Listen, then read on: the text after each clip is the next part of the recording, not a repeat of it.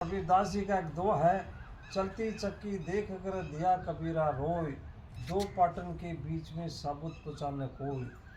कबीर जी को रोता हुआ देख करके और उनका पुत्र आता है और पुत्र कहता है तो इस तरह से रोने का कारण पूछता है, तो कबीरदास ने ये बात बताई कि दो पाटों के बीच में यानी इस आकाश और पाताल के बीच में जो भी जिसने आदमी ने जन्म लिया है वो सब मरता है, यहाँ इसमें कोई जीवित नहीं बचता है। इस तरह से उसके पुत्र ने ये बताया कि चलती चक्की देख कर, इसमें बताया इसी के ऊपर कबीरदास जी के पुत्र ने बताया कि चलती चक्की चलने दो, पिस पिस आटा होए, कीले माई जो बचे बाल बांका न होए। यानी इसने बताया, उसके पुत्र ने बताया कि चलती चक्की देख कर, यानी इसमें उसके ऊपर बताया कि चक्की को चलने दो और इसमें आटा पिस पिस करके जाएगा। उसमें माताएं जो पहले एक चाकी होती थी, उसमें चाकी से आटा पीसती थी, उसमें एक कीला होता था और कीले में एक मानी होती थी, एक लकड़ी की मानी होती थी, उसमें जो दाना फंस जाता था वो चला जाता था तो वो नहीं पिसता था।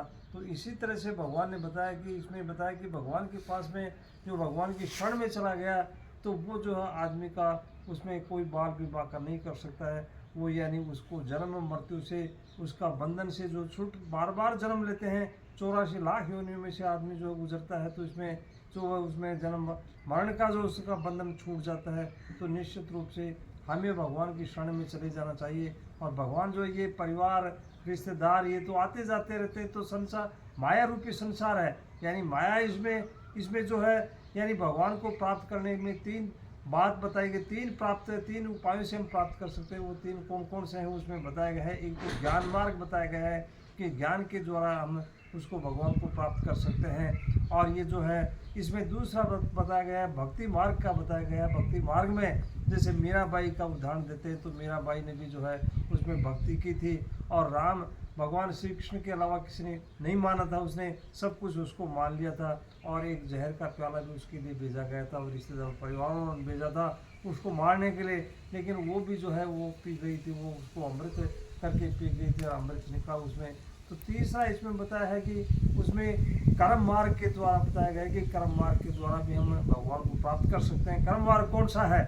जैसे कर्म मार्ग के बताया है कि कर्म मार्ग में जो है एक जैसे काश्तकारी के जो किसान है, किसान खेत में काम करता है, तो काम करने वो अपनी मेहनत से अच्छा काम करेगा, सबको जो है मन लगा करके काम करेगा तो उसकी खेती अच्छी होगी। इसी प्रकार से डॉक्टर का काम बताया कि डॉक्टर यदि मरीजों का सही इलाज करेगा तो जो है अपना परोपकार वो अच्छा कर रहा है।